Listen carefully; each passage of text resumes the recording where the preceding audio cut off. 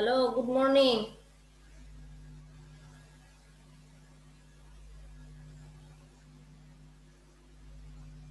Good morning. কেমন আছো সবাই? সবাই ভালো আছো? তাহলে আজকে আমরা আমাদের ক্লাস শুরু করি। আমরা আজকে পড়ব হচ্ছে সপ্তম অধ্যায়, বাংলাদেশের জলবায়ু। ঠিক আছে, তাহলে প্রথমে আগে আমরা জানবো যে আবহাওয়া ও জলবায়ুটা কি। ঠিক আছে, আবহাওয়া আর জলবায়ু কিন্তু দুইটা এক বলে মনে হলো, এটা এক নয়, দুইটা ভিন্ন। ঠিক আছে, আবহাওয়া বলা হচ্ছে একদিনের তাপমাত্রা, বায়ুর চাপ, গতি, বাতাসের আর্দ্রতা। এটা হলো একটি অঞ্চলের কি বলা হচ্ছে, আবহাওয়া হলো কোনো একটি অঞ্চলের একদিন বা দিনের কোনো বিশেষ সময়ের বাতাস, তাপ, চাপ, আর্দ্রতা, তাপমাত্রা, এইগুলোকে একসাথে বলা হচ্ছে আবহাওয়া। আর জলবায়ু বলা হচ্ছে যে কোনো অঞ্চলের 30 থেকে 40 বছরের গড় আবহাওয়াকে বলা হয় তার জলবায়ু। ঠিক আছে, তাহলে আবহাওয়া হচ্ছে কোনো একটি অঞ্চলের একদিনের তাপমাত্রা, আর্দ্রতা, তাপ, এইগুলোকে বলা হচ্ছে আবহাওয়া। আর জলবায়ু বলা হচ্ছে কোনো দেশ বা অঞ্চলের জলবায়ু বা কোন অঞ্চলের 30 থেকে 40 বছরের গড় আবহাওয়াকে বলা হয় জলবায়ু। ঠিক আছে, তাহলে এই পাঠটা পড়লে আমরা কি কি বলতে পারবো, ব্যাখ্যা করতে পারবো, বর্ণনা করতে পারবো, সেটা আমরা দেখে নিই। বাংলাদেশের জলবায়ুর প্রকৃতি ব্যাখ্যা করতে পারবো, বাংলাদেশের জলবায়ু পরিবর্তনের কারণ ব্যাখ্যা করতে পারবো, জলবায়ু পরিবর্তনজনিত কারণে বিভিন্ন দুর্যোগ যেমন ঘূর্ণিঝড়, জলোচ্ছ্বাস, বন্যা, নদী ভাঙন, খরা, শৈত্যপ্রবাহ, টর্নেডো, কালবৈশাখী প্রভৃতি ব্যাখ্যা করতে পারবো। জলবায়ু পরিবর্তনজনিত পরিস্থিতি মোকাবেলায় করণীয় ব্যাখ্যা করতে পারবো। বাংলাদেশের আর্থ-সামাজিক ক্ষেত্রে জলবায়ু পরিবর্তনের প্রভাবও আমরা কি করতে পারবো, ব্যাখ্যা করতে পারবো, এবং এগুলো আমরা পরবর্তীতে জীবনে আমাদের কাজে লাগবে। ঠিক আছে, এটাকে বলা হচ্ছে শিখন ফল, যে এই পাঠটা আমরা পড়লে কি কি শিখতে পারবো। তাহলে আবহাওয়াকে বলা হচ্ছে যে কোনো কোনো কোনো একটি অঞ্চলের এক দিন বা দিনের কোনো বিশেষ সময়ের বাতাসের তাপ, চাপ, আর্দ্রতা, এগুলোকে একত্রে বলা হচ্ছে কি আবহাওয়া। আর আবহাওয়া কিন্তু প্রতিদিন প্রতিনিয়ত বদলায়। আর জলবায়ু বলা হচ্ছে যে কোনো অঞ্চলের বা কোনো দেশের 30 থেকে 40 বছরের গড় আবহাওয়াকে বলা হচ্ছে জলবায়ু। ঠিক আছে, এবার আমরা দেখি জলবায়ুর প্রকৃতি। ঠিক আছে, আমাদের বাংলাদেশ ক্রান্তীয় অঞ্চলে অবস্থিত হয়, এখানকার জলবায়ু ক্রান্তীয় মৌসুমী জলবায়ু নামে পরিচিত এবং সমুদ্রের নিকটবর্তী হওয়ায় ও মৌসুমী বায়ুর প্রভাবে এখানে শীত গ্রীষ্ম কোনোটাই তীব্রভাবে অনুভূত হয় না। এই জন্য বাংলাদেশের জলবায়ুকে বলা হয় সমভাবাপন্ন, কারণ এখানে অনুকূল ও প্রতিকূল দুই ধরনের আবহাওয়ায় বিরাজমান। তারপরে আমরা দেখি যে উত্তর ও উত্তর পশ্চিমে এই তাপমাত্রা কখনো কখনো 4 ডিগ্রি থেকে 5 ডিগ্রি সেলসিয়াস পর্যন্ত নেমে আসে। সেটা হলো শীতকালের যেটা, সেটা কোথায় কোথায় নেমে আসে, ঠাকুরগাঁও, পঞ্চগড়, শ্রীমঙ্গল, এইসব জায়গায় বেশি শীত হয়, কারণ এখানে হিমালয়টা কাছে, যার কারণে এখানে শীতের প্রকোপ বেশি, এবং আমরা জানি উত্তর অঞ্চলে শীতের প্রকোপ বেশি হয়। আর বৈশাখ মাস থেকে বাংলাদেশে কি হয়, গ্রীষ্ম ঋতু শুরু হয়। আমাদের ঋতু কয়টা, কয়টি ঋতু কেউ বলতে পারবে? কয়টি ঋতু? 6টি। 6টি ঋতু। কি কি? 6টি। কি কি? গ্রীষ্ম, বর্ষা, শরৎ, হেমন্ত, বসন্ত। গ্রীষ্ম, বর্ষা, শরৎ, হেমন্ত, শীত, বসন্ত। এবং এই কারণে আমাদের দেশে কি দেখা যায়, ঋতু বৈচিত্র্য দেখা যায়, তাই না? তাই তো। আর বৈশাখ মাস থেকে বাংলাদেশে কি শুরু হয়, গ্রীষ্মকাল। এবং এই সময়টা হচ্ছে এপ্রিলের মাঝামাঝি সময়, যাকে গ্রীষ্মকাল হিসেবে ধরা হয়। এই সময় তাপমাত্রা থাকে 34°C এবং সর্বনিম্ন তাপমাত্রার গড় থাকে 21°C। কখনো কখনো 40° থেকে 45°C হয় এবং তখন প্রচন্ড গরম অনুভূত হয়। তারপরে আমরা দেখি সিলেট, চট্টগ্রাম, কক্সবাজার এইসব এলাকায় আবার কি হয়, বেশি বৃষ্টিপাত হয়। অন্যদিকে রাজশাহী, পাবনা, কুষ্টিয়া এসব এলাকায় কম বৃষ্টিপাত হয়। শরৎকালেও বাংলাদেশে বৃষ্টি হয়, তবে এই সময় বৃষ্টিপাতের পরিমাণ খুব কম থাকে। বর্ষাকালে নদী ভাঙনের পরিমাণও বেড়ে যায়। এপ্রিল, মে, অক্টোবর, নভেম্বরে এই দুই সময়ে মৌসুমী বায়ুর কারণে কি হয়, ঘূর্ণিঝড় ও জলোচ্ছ্বাস হয়ে থাকে। এবার দেখো বাংলাদেশের জলবায়ুকে কি বলা হচ্ছে, সমভাবাপন্ন। একটু আগেই বললাম যে এখানে অনুকূল ও প্রতিকূল। অনুকূল মানে যেটা আমাদের ভালোর জন্য, যেটা আমাদের ভালোর দিক, আর প্রতিকূল হচ্ছে এই যে খরা, বন্যা, এগুলোকে বলা হচ্ছে প্রতিকূল। এই ধরনের আবহাওয়ায় থাকায় বাংলাদেশের জলবায়ুকে বলা হচ্ছে সমভাবাপন্ন। এবং অনুকূল আবহাওয়ার ফলে কি হয়, প্রকৃতি সুজলা সুফলা শস্য শ্যামলে ভরে থাকে। আর অন্যদিকে প্রতিকূল আবহাওয়ার কারণে কি হয়, ঝড় হয়, জলোচ্ছ্বাস হয়, বন্যা হয়, খরা হয়, ঠিক আছে, এবং মানুষের জীবনে কি আনে, দুর্ভোগ। এবার হলো জলবায়ু পরিবর্তনের কারণ। জলবায়ু পরিবর্তনের অন্যতম কারণ হলো মানব সৃষ্ট কারণ। মানুষই কি করে, এই জলবায়ু পরিবর্তনের পেছনে অনেকাংশে দায়ী। আমরা কি করছি, গাছপালা কেটে ফেলছি, তাই না? আবাদি জমির পরিমাণ কমে যাচ্ছে, বনাঞ্চল কমে যাচ্ছে, পাহাড় কেটে ফেলতেছি। এর কারণে কি হচ্ছে, প্রকৃতি তার ভারসাম্য হারিয়ে ফেলছে এবং যার ফলে কি হচ্ছে, জলবায়ুর পরিবর্তন হচ্ছে। দেখো কি আছে, বন্যা, জলস্রোত, খরা প্রকোপ বাড়ছে, নদী খাল বিল শুকিয়ে যাচ্ছে। এর পেছনে প্রাকৃতিক কারণ যেমন রয়েছে, তেমনি কি রয়েছে, মানব সৃষ্ট কারণও রয়েছে। শুধু বাংলাদেশেই নয়, এটা সারা পৃথিবীতেই জলবায়ু পরিবর্তনের মূল কারণ হচ্ছে বৈশ্বিক উষ্ণায়ন। ঠিক আছে, বিশ্ব কি হয়ে যাচ্ছে, উষ্ণ হয়ে যাচ্ছে, গরম হয়ে যাচ্ছে, এবং এর মূল কারণ হচ্ছে মানব সৃষ্ট কারণ। আমাদের দ্বারাই এই ক্ষতিগুলো সাধিত হচ্ছে এবং এই ক্ষতিরও ফল আমরাই ভোগ করছি। তারপরে কি আছে, এই বৈশ্বিক উষ্ণায়নের অন্যতম কারণ হলো greenhouse gas. Greenhouse gas কিভাবে তৈরি হয়, carbon dioxide, methane, nitrous oxide, chlorofluorocarbon, এই প্রভৃতি গ্যাসকে একসাথে কি বলা হচ্ছে, গ্রিন হাউস গ্যাস।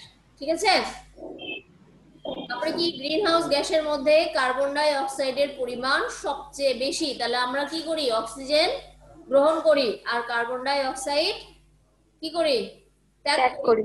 তাহলে কার্বন ডাই অক্সাইডের পরিমাণ যদি বেড়ে যায়, তাহলে আমরা কি করে অক্সিজেন পাবো, কার্বন ডাই অক্সাইড যদি বেড়ে যায়?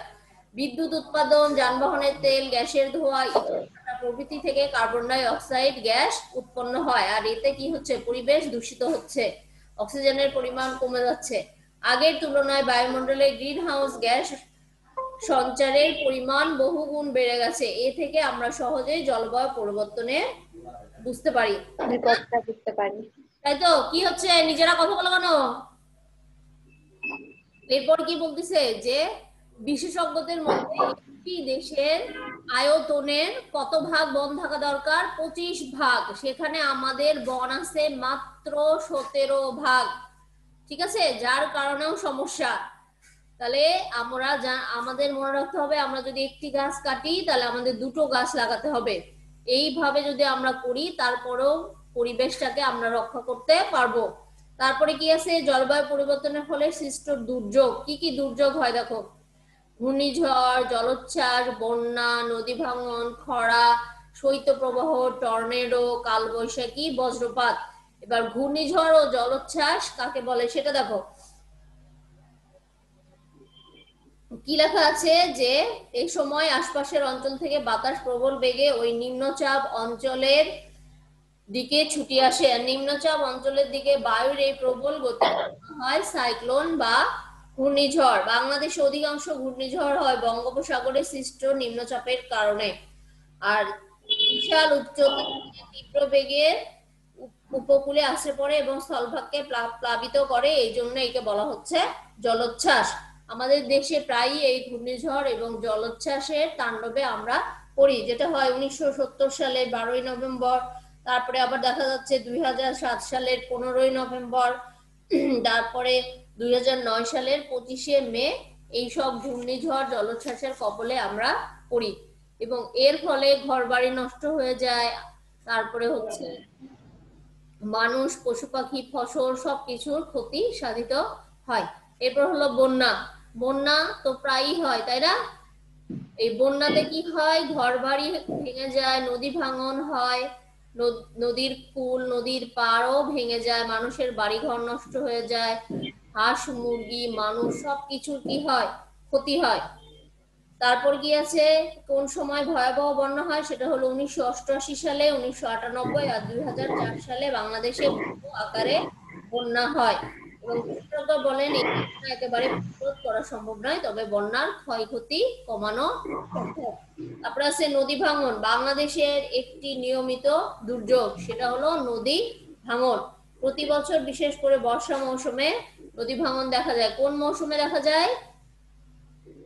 বর্ষা মৌসুমে নদী ভাঙন দেখা যায়। বাংলাদেশের নদীগুলোর গতিপথের ধরন পাল্টে যায় এবং আমাদের দেশে অনেক নদীরই গতিপথ কেমন, আঁকা বাঁকা, এবং নদীর বাঁকগুলো ঘন ঘন, ফলে পানির প্রবল স্রোত সোজা পথে প্রবাহিত না হতে পেরে নদীর পাড়ে এসে আঘাত হানে এবং এই পাড়ে আসে আঘাত হানার ফলেই নদী ভাঙনের সৃষ্টি হয়। এছাড়াও নদীর গতিপথ পরিবর্তন, নদীর পাড়ের মাটি দুর্বল, নদী ভরাট, যেখানে সেখানে বাঁধ নির্মাণ করেও ক্ষতিগ্রস্ত হচ্ছে। তারপরে আমরা দেখি খরা। খরা হচ্ছে কোন মৌসুমে হয়? এটা হলো গ্রীষ্ম মৌসুমে হয়। খরা বাংলাদেশের একটি প্রাকৃতিক দুর্যোগ। প্রয়োজনীয় বৃষ্টিপাতের অভাবে ভূগর্ভস্থ পানি নিচে নেমে যায় আর তখন খরার সৃষ্টি হয়। খরার সৃষ্টি হলে মাঠ ঘাট সব শুকিয়ে যায়, তাই না? তাই তো নাকি? তখন কি হয়, সবাই চায় যে বৃষ্টি হোক, এই গরম এই খরা থেকে আমরা যেন মুক্তি পেতে পারি। এবং এর ফলে কি হচ্ছে, এই বৃষ্টিপাতের অভাব ছাড়াও বিভিন্ন নদীর উজানে বাঁধ নির্মাণ, বন নিধন, পরিবেশ দূষণ, এই কারণেও কি হয়ে থাকে, খরা হয়ে থাকে। তারপর হলো শৈত্যপ্রবাহ। শৈত্যপ্রবাহ বলা হচ্ছে শীত। বাংলাদেশ হলো শীত প্রধান দেশ না হলেও কোনো কোনো বছরে ডিসেম্বর জানুয়ারি মাসে হিমালয়ের উত্তর দিক থেকে আগত মৃদু থেকে মাঝারি শৈত্যপ্রবাহ দেখা যায় এবং এর ফলে প্রচন্ড শীত আমরা অনুভব করে থাকি। এবং শৈত্যপ্রবাহে ফসলের কি হয়, ব্যাপক ক্ষতি হয়। বাসস্থান ও শীতবস্ত্রের অভাবে দরিদ্র জনগণ কি হয়, বেশি দুর্দশায় পড়ে। এই শীতের সময় আমাদের যদি পুরাতন অনেক পোশাক থাকে, সেটাও আমরা গরিবদের দান করতে পারি। এইভাবেও আমরা কি সাহায্য করতে পারি, নাকি? সাহায্য করা যাবে না? যাবে। তারপরে কি আছে, তারপরে আছে হলো টর্নেডো। এটাও একটা প্রাকৃতিক দুর্যোগ এবং এটা হলো কি, খুব প্রচন্ড গতি সম্পন্ন এক ধরনের ঘূর্ণিঝড় এবং স্থলভাগের নিম্নচাপের ফলে এটা উৎপত্তি হয় এবং এই ঘূর্ণিঝড়ে সবকিছু লন্ডভন্ড করে দিয়ে যায়। এবং এই ঘূর্ণিঝড়ের পূর্বাভাস পেলে তখন মানুষজনকে কি করা হয়, নিরাপদ স্থানে নিয়ে যাওয়া হয়, যাতে ঘূর্ণিঝড়ের যে তাণ্ডব আছে সেটা তো আমরা কমাতে পারবো না, পারবো, কিন্তু এই মানুষগুলো, পশু, এরা যাতে নিরাপদে থাকে সেই ব্যবস্থা আমরা করতে পারি, কেননা পূর্বাভাস আবহাওয়া দপ্তরের মাধ্যমে আমরা পেয়ে থাকি। তারপরে কি আছে, কালবৈশাখী ঝড়। এটা কোন সময় হয়? গ্রীষ্মকালে হয়। এটা হলো কোন স্থানের তাপমাত্রা বেড়ে গেলে সেখানকার বাতাস হালকা হয়ে উপরে উঠে যায়, তখন আশেপাশের অঞ্চলের অপেক্ষাকৃত শীতল বাতাস প্রবল বেগে এই শূন্য স্থানে ধেয়ে আসে এবং ঝড়ের সৃষ্টি করে, যা আমাদের কি করে, দেশে কালবৈশাখী ঝড় নামে পরিচিত। কালবৈশাখী হলো এক ধরনের ক্ষণস্থায়ী স্থানীয়ভাবে সৃষ্ট প্রচন্ড ঝড়। তাহলে এইগুলো হচ্ছে কি এক একটা কি প্রাকৃতিক দুর্যোগ। তাহলে আমরা প্রথমে কোনটা নিয়ে আলোচনা করেছি? প্রথম প্রাকৃতিক দুর্যোগ কোনটা? প্রথম প্রাকৃতিক দুর্যোগ কোনটা? ঘূর্ণিঝড়। ঘূর্ণিঝড়, তার ঘূর্ণিঝড় ও জলোচ্ছ্বাস, তারপর হলো বন্যা, নদী ভাঙন, তারপর খরা, শৈত্যপ্রবাহ, আর টর্নেডো, কালবৈশাখী, তাই না?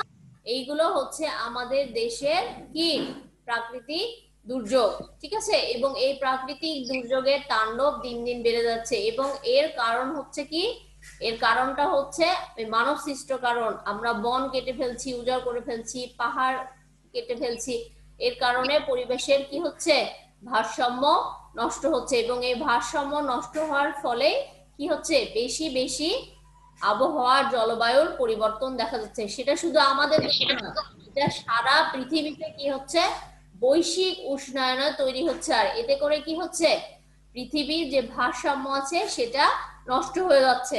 ঠিক আছে, এতটুকু বোঝা গেছে? তাহলে আবহাওয়া কাকে বলে কেউ বলতে পারবে? আবহাওয়া, আমি আরেকবার বলি, আবহাওয়া হলো যে কোনো এক দিনের কোনো অঞ্চলের তাপ, চাপ, আর্দ্রতা যে পরিমাপ করা হয় সেটা হলো আবহাওয়া। আর জলবায়ু হচ্ছে কি, কোনো অঞ্চল বা দেশের 30-40 বছরের গড় আবহাওয়াকে বলা হয় জলবায়ু। এই দুটা শব্দ একই রকম শোনা যায়, তাই না? আবহাওয়া, জলবায়ু, কিন্তু দুটা ভিন্ন। ঠিক আছে, এবার আমরা যাব জলবায়ু পরিবর্তন জনিত মোকাবেলায় করণীয়। এই যে জলবায়ু যে পরিবর্তন হচ্ছে, এগুলোর সাথে আমরা কি করব, কি করে মোকাবেলা করব। দেখো, ঘূর্ণিঝড়, টর্নেডো, কালবৈশাখী ঝড়ে মোকাবেলা আমরা কি কি করব, আমরা কি কি পদক্ষেপ গ্রহণ করব। প্রথমে হচ্ছে আবহাওয়া বিভাগ থেকে প্রচারিত পূর্বাভাস এবং সতর্কতা মেনে চলবো, বাড়ির আশেপাশে গাছ লাগাবো, গ্রিন হাউস গ্যাস উদ্গীরণ নিয়ন্ত্রণ করব। তাহলে গাছপালা যদি আমরা বেশি বেশি লাগাই, আমরা কি জানি, একটা গাছ যদি কাটি তাহলে 2টা গাছ লাগাতে হবে। এবং আমাদের বাড়ির আশেপাশে যদি আমরা গাছ লাগাই তাহলেও পরিবেশের ভারসাম্য ঠিক থাকবে। এরকম সবাই যদি আমরা এরকম গাছ লাগাই, একটা গাছে কেটে ফেললে 2টা গাছ, কিংবা আমার বাড়ির পাশে যদি গাছ লাগাই, তারপরেও কি হবে, প্রকৃতি বনায়ন তৈরি হবে, বন হবে, গাছপালা তৈরি হবে, তাই না? ফলজ গাছ লাগাতে পারি আমরা, বনজ গাছ লাগাতে পারি। তারপরে হলো বন্যা পরিস্থিতি মোকাবেলায়, বন্যা পরিস্থিতি মোকাবেলায় আমরা কি করতে পারি, বাঁধ নির্মাণ করব, ঘর বাড়ির ভিটে উঁচু করা, নদী খননের ব্যবস্থা করা। ঘর বাড়ির ভিটে উঁচু করা মানে বাড়িটা যদি নিচু থাকে আমরা একটু উঁচু করবো, তাহলে ওই বন্যার পানিটা ঘরের মধ্যে ঢুকবে না। তারপরে আছে খরা পরিস্থিতি মোকাবেলায় আমরা কি করব, পর্যাপ্ত বনায়ন, সব জায়গায় বলা হচ্ছে বন তৈরি করতে হবে, গাছপালা লাগাতে হবে। ঠিক আছে, ভূগর্ভস্থ পানির স্তর পরীক্ষা করে মাটির নিচ থেকে পানি উত্তোলন করা বন্ধ করতে হবে। তারপরে আছে নদী ভাঙন পরিস্থিতি মোকাবেলায় করণীয়। নদী ভাঙন পরিস্থিতি মোকাবেলায় আমরা কি করব, আমরা যেহেতু শহরে থাকি এগুলো তাণ্ডব আমরা বুঝতে পারি না, কিন্তু যারা উপকূলীয় এলাকায় বাস করে, বন্যা কবলিত এলাকায় বাস করে, তাদের জীবন কিন্তু অনেক দুর্বিষহ হয়ে ওঠে এবং তারা প্রতি বছরই এই সমস্যাগুলোর সম্মুখীন হয়ে থাকে। যেমন নদীর পাড়ে কি করতে হবে, গাছ লাগাতে হবে, নদীর পাড় সংরক্ষণ করতে হবে, নিয়মিত নদী খননের ব্যবস্থা করতে হবে। তারপরে কি আছে, আর্থ সামাজিক ক্ষেত্রে জলবায়ু পরিবর্তনের কারণ, প্রভাব। আর্থ সামাজিক ক্ষেত্রে জলবায়ু পরিবর্তনের প্রভাব কি বলছে, যে কৃষি, শিল্প, স্বাস্থ্য, সামাজিক প্রভৃতি ক্ষেত্রে জলবায়ু পরিবর্তনের প্রভাব বিশ্বে ঝুঁকিপূর্ণ দেশ হিসেবে বিবেচিত হয়েছে কোন দেশ, বাংলাদেশ। জলবায়ু পরিবর্তনের ফলে বাংলাদেশে আর্থসামাজিক যে সকল ক্ষেত্রে প্রভাব লক্ষ্য করা যায় সেগুলো কি কি, দেখো, প্রথমটাই হচ্ছে কৃষি। আর বাংলাদেশ কি কৃষি নির্ভরশীল দেশ, এবং বাংলাদেশের অর্থনীতিতে সবচেয়ে বেশি অবদান রাখে এই কৃষি খাত। ঠিক আছে, তাহলে জলবায়ু পরিবর্তনের জন্য কি হয়, ফসলের ক্ষতি হচ্ছে, অধিক তাপমাত্রা ও বৃষ্টিপাতের জন্য দেশে আশানুরূপ ফসল সম্ভব হচ্ছে না ফলানো, যার ফলে আমাদের কি করতে হচ্ছে, অন্য দেশ থেকে প্রচুর দামে আমদানি করে নিয়ে আসতে হচ্ছে, এবং আমরা যারা ক্রেতা আছি তাদেরকে আবার বেশি দামে কিনতে হচ্ছে। তারপরে কি আছে, কিছু এলাকায় বর্ষা মৌসুমে আগাম বন্যার কারণ এমনকি গভীর পানিতে উৎপাদনশীল ধানের আবাদ ক্ষতিগ্রস্ত হতে পারে। আমরা কি জানি যে ধান, বেশি পানি যদি হয় সেখানে ধান হবে না, এবং ধান যদি না হয় তাহলে আমরা কি খাদ্যশস্য পাবো, খাদ্য পাবো না। ফলে আউশ ধান ও পাট চাষের উপযোগী জমির পরিমাণ দিন দিন কি হচ্ছে, হ্রাস পাচ্ছে, হ্রাস পাওয়া মানে কমে যাচ্ছে। তারপরে কি আছে, মৎস্য সম্পদ। মৎস্য সম্পদ হলো, মৎস্য বলতে কি বলছে, মাছ, তাই না?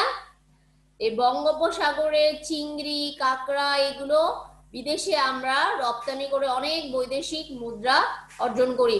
তাহলে জলবায়ু পরিবর্তন ফলে বাংলাদেশের মৎস্য সম্পদ 3 দিক থেকে ক্ষতির সম্মুখীন হচ্ছে, যেমন লবণাক্ততা, বন্যা ও উপকূলীয় জলোচ্ছ্বাস। লবণাক্ততা বৃদ্ধির কারণে কি হচ্ছে, স্বাদু পানির মৎস্য সম্পদ কমে যাচ্ছে, এবং স্বাদু পানিতে কি হয়, মাছ চাষ ভালো হয়। এবং এই বন্যার কারণে নদীর পুকুরের পার উপচে পানি জনবসতিতে প্রবেশ করলে মাছের বসবাসের স্থান কি হচ্ছে, নষ্ট হয়ে যাচ্ছে। কেননা বন্যার সময় দেখা যাচ্ছে নদী ভরে যায়, পুকুর ভরে যায়, এর ফলে কি হচ্ছে, মাছগুলো সেখান থেকে বেরিয়ে যায় এবং এখানে স্বাদু পানির নষ্ট হয়ে গিয়ে সেখানে লবণাক্ত পানি ঢুকে যায়, বন্যার পানি ঢুকে যায়।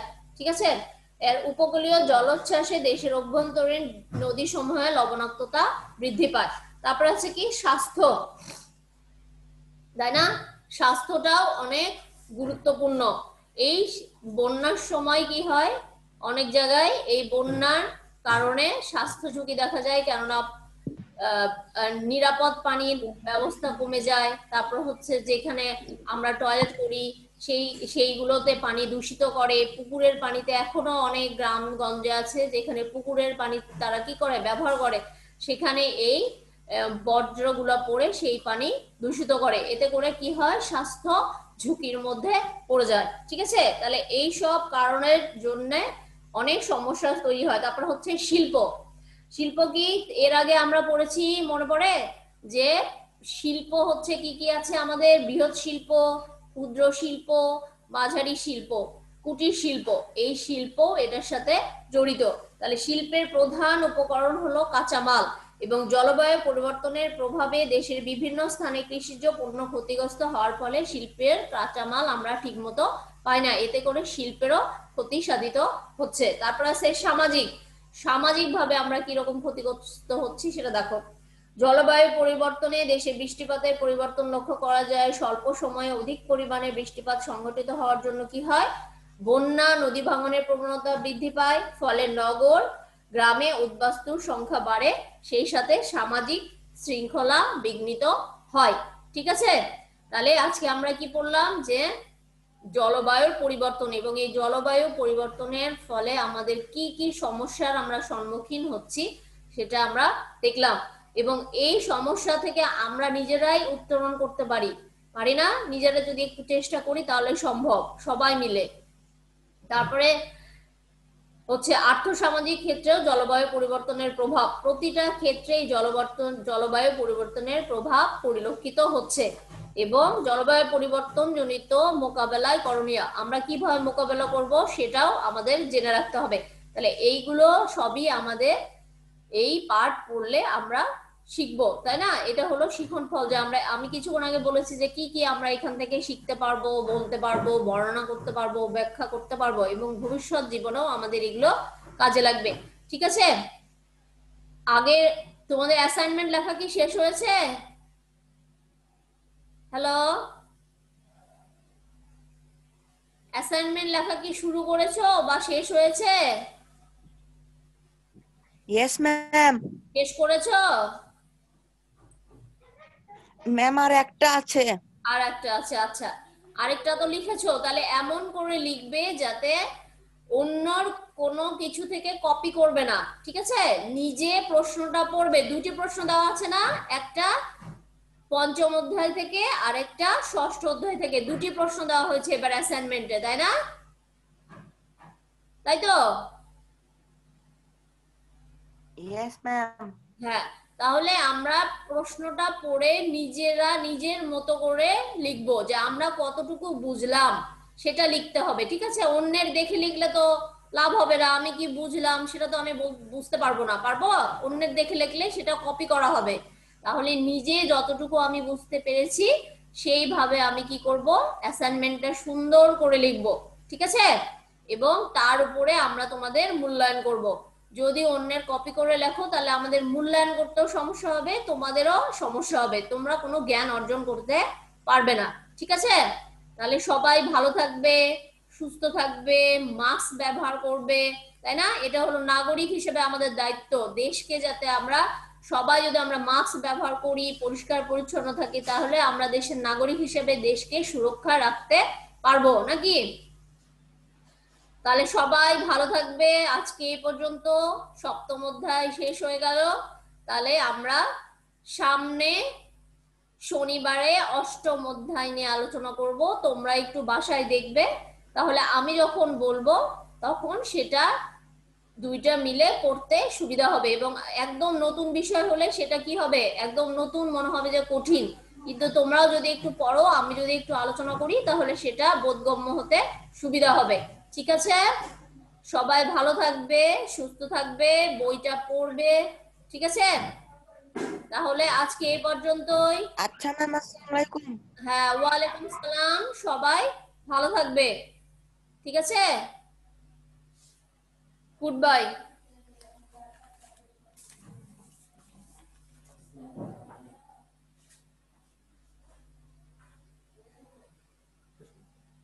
আমি পার্টিসিপেট করছি।